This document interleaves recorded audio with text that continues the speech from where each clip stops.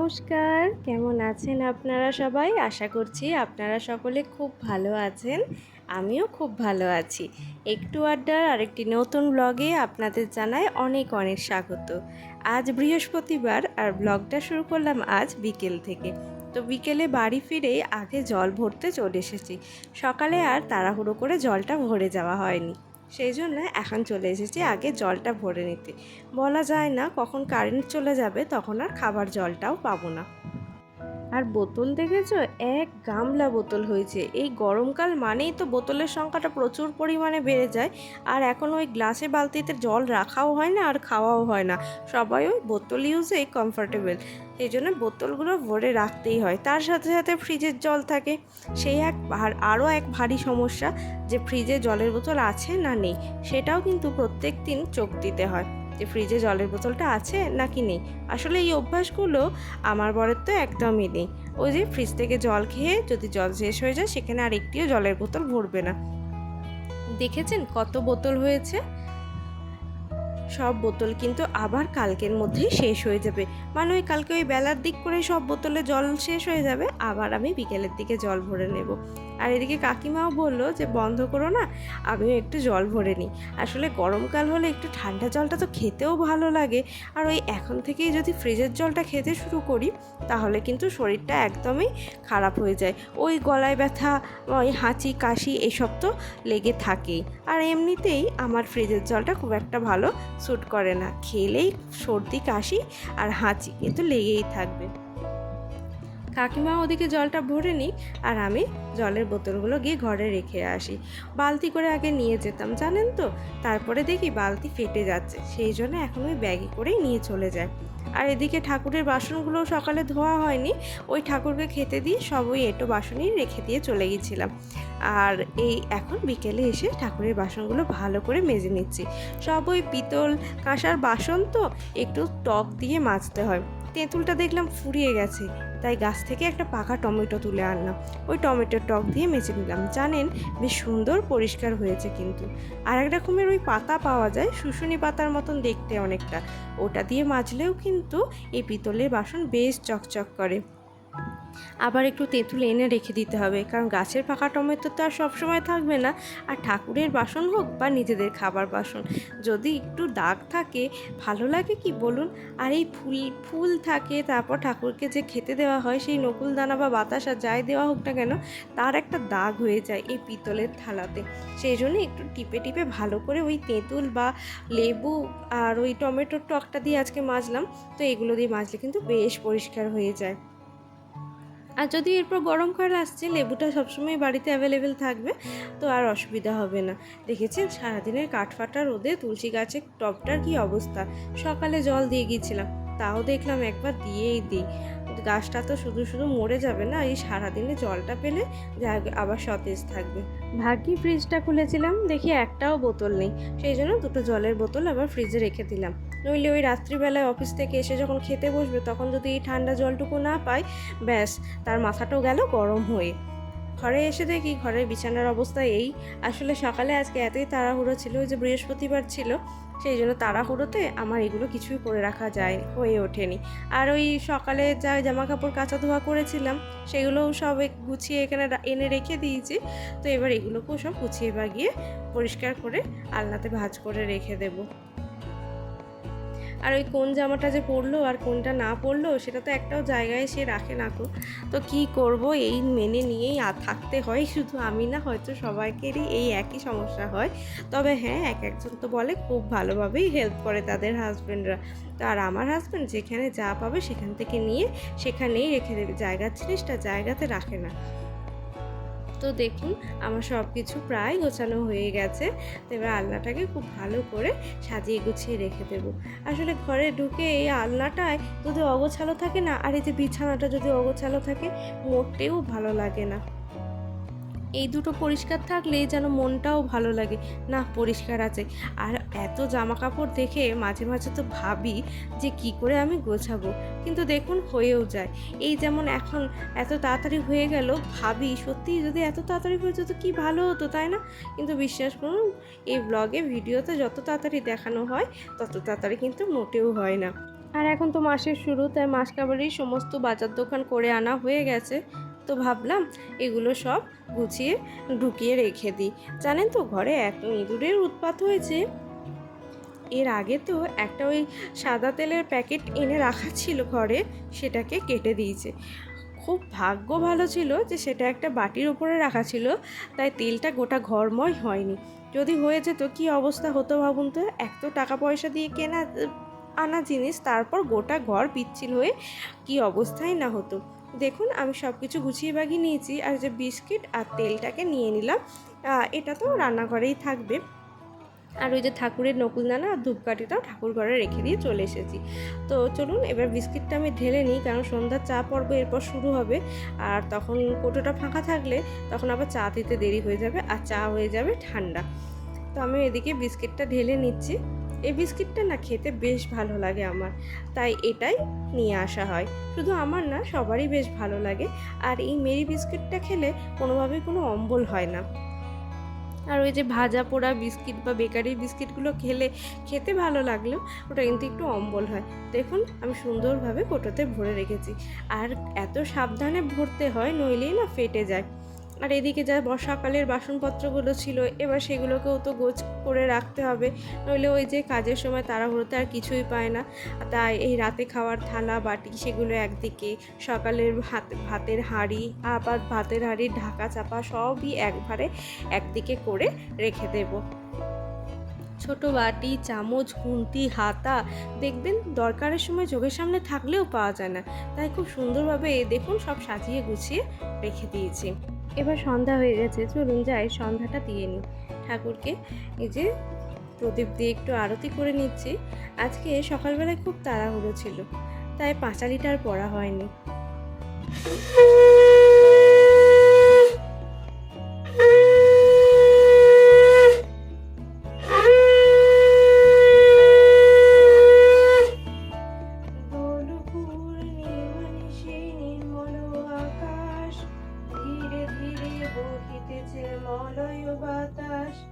লক্ষ্মী দেবী বামে করি বসি নারায়ণ, করিতেছে নানা কথা সুখে আলাপন, হেন কালে বিনা করে আসি মুনিবর নারায়ণ। এই যে সব আমার এখন কমপ্লিট হয়ে গেছে, আর পুচুও চলে এসছে একটু আমার সঙ্গে গল্প করতে। আর এদিকে ও বাড়ি ফিরে গেছে, তাই সন্ধ্যাবেলা চাটা এবার বসিয়ে দিলাম। সবাই মিলে একসঙ্গে একটু চাটা খেয়ে নেব, গল্প গুজব করে নেব। সারাদিনের দুজনের সঙ্গে তো আর সেইভাবে কথা হয় না, তাই সবার সাথে একটু গল্প গুজব করে নিয়ে এরপর চলে যাব রাতের রান্না করতে।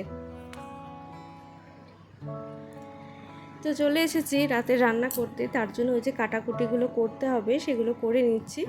এই চপিং বোর্ড আর ছুরি দিয়ে কাটাকাটি করলে না আমার অনেক তাড়াতাড়ি হয়ে যায়।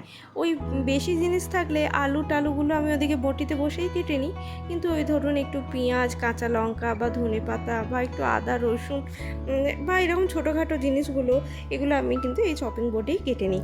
আর ওই যে শাক আমি একদম এই বটিতে কুচাতে পারি না, তাই এটা হয়ে যে আমার কী সুবিধা হয়েছে, আমি এত সুন্দর এখন চপিং বোর্ড আর এই ছুরি দিয়ে সুন্দর করে শাক কুচাতে পারি, মানে নিজেকেই ভাবি যে বটিতে থাকলে এতদিন হয়তো আমি শাকও কুচাতে পারতাম না, আর শাক যা বড় বড় করে কুচাতাম আর আমার আঙুলও কেটে বাদ দিয়ে ফেলতাম। আজ রাতে করব একটু আলু পোস্ত, ওই একটু পেঁয়াজ ফোড়ন দিয়ে আলু পোস্ত করব। আর করব একটু সাদা আলুর তরকারি। এই সাদা আলুর তরকারিটার সঙ্গে ফুলকো ফুলকো সাদা লুচি খেতে যে কী ভালো লাগে, আমার তো ভীষণ ভালো লাগে। তাই আজকে করব সাদা আলুর তরকারি আর লুচি। আর এদিকে করব পোস্ত আর একটু মসুর ডাল। তার জন্য সমস্ত কিছুই কাটাকাটি করে নিলাম। এই যে এবার আমি ওই সাদা আলুর তরকারিটা বসিয়ে দেবো। এটা করতে বিশ্বাস করুন কোনো ঝামেলা নেই।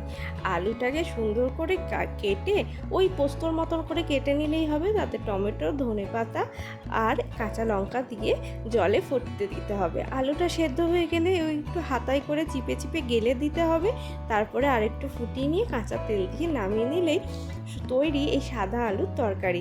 বিশ্বাস করুন ওই টমেটোর টক টক ভাবটার জন্য এত ভালো লাগে যে কি বলবো। কোনোদিন একবার বাড়িতে ট্রাই করে দেখবেন, অসম্ভব সুন্দর খেতে লাগবে। আর এদিকে আমার পোস্তটাও হয়ে গেছে, আর এই যে পোস্তটাও হয়ে গেছে, আর বেশিক্ষণ ফোটাবো না, কারণ ওই পোস্তটা দেওয়ার পর বেশি ফোটালে কেমন যেন ছাড়া ছাড়া হয়ে যায়। এদিকে ওই যে বললাম না লুচি করব, তার জন্য তেলটা ঢেলে নিচ্ছি। আবার হয়তো তেলটা ভুলে রেখে দেব, আর ওই যে ইঁদুর বাবাজি এসে আবার কেটে দেবে। আর এই তেলগুলো ঢালতে ভীষণ ভয় লাগে, ওই ছোটো মুখের কৌটোতে তো একদমই ঢালতে পারি না, তাই জন্যে এই বড় মুখের কৌটোতে তেলটা ঢেলে নেব। ওই ছোটো মুখের কৌটোগুলো তো ধরুন হালকা হয়, ফোঁদল দিয়ে যদি ঢালতেও যায় তবুও যদি পড়ে যায় বাই চান্স, শুধু শুধু নষ্ট হওয়ার থেকে এরকম বড় মুখের কৌটোতে ঢালা অনেক ভালো।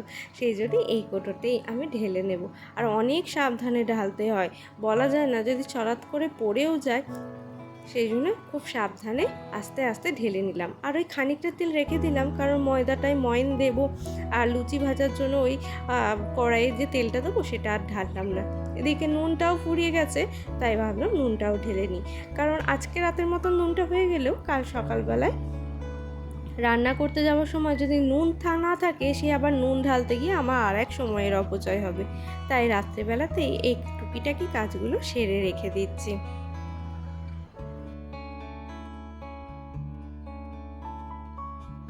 আমরা তো মধ্যবিত্ত ঘরের বাঙালি, তাই একটু কিছুও নষ্ট করি না। দেখুন এইভাবে রেখে দিয়েছি। এদিকে পোস্তও হয়ে গেছে, আর আমার ময়দা মাখাটাও হয়ে গেছে। ময়দাটা এবার কিছুক্ষণের জন্য চাপা দিয়ে রেখে দেবো। আটা বা ময়দা মাখার পর একটু চাপা দিয়ে রেখে দিলে লুচি বা রুটি যাই করুন না কেন খুব ভালো হয়। আর এই যে আমার সাদা আলুর তরকারিও হয়ে গেছে। দেখুন কাঁচা লঙ্কা, ধনে পাতা, আর এদিকে টমেটো দিয়ে। আমরা হলাম বাঙালি, আর চৈত্র মাসে সেলে যাব না তা কি হতে পারে বলুন? আর চারিদিকে এত সেল সেল সেল, আর নিজেকে আটকে রাখতেও পারলাম না, তাই চলে গেছিলাম সেলে। দেখুন কী কী কিনে এনেছি। ওই যে একটা সুতির ওড়না, একটা স্টোল, আর নিয়ে এসেছি বালিশের কভার। এই বালিশের কভারগুলো 40 টাকা করে নিয়েছে পার পিস, আর ওই যে স্টোলগুলো 100 টাকা। আর কর্তামশাইয়ের জন্য নিয়ে নিয়েছি এরকম একটা হাফ প্যান্ট, আর এরকম একটা ছাপা ছাপা জামা। আর বাড়ির 2 পুচকের জন্য নিয়েছি এরকম কিউট কিউট দুটো জামা। কেমন হয়েছে আপনারা কিন্তু অবশ্যই কমেন্ট করে বলবেন। এত ভালো লাগছিল এই বাচ্চাদের জামাগুলো, আর এত চোখ টানছিল যে কি বলবো। একটু হালকা রং দেখেই নিলাম। জানেন তো আমি যখন ছোট ছিলাম তখন তো পয়লা বৈশাখেও সবাই জামা দিত, আর তখন কিন্তু এরকম হালকা সাদার ওপর জামাই সব কিনে দিত। তাই আমি এখনও ওই ট্রেন্ডটাকেই ফলো করি। তো কেমন হয়েছে আমার শপিংগুলো অবশ্যই কিন্তু জানাবেন। চলুন এবার এগুলো সব গুছিয়ে নিই, আর তারপরে আবার ভাত বসাতে হবে। তো ভাত আমার এদিকে 1 ফুট হয়ে গেছে, তো এটাকে একটু বন্ধ করে রেখে দেবো। ভাতটা আরও কিছুটা হবে, একটু চালটা এখনও শক্ত আছে, তো তারপরে আরেকবার চালিয়ে দেব।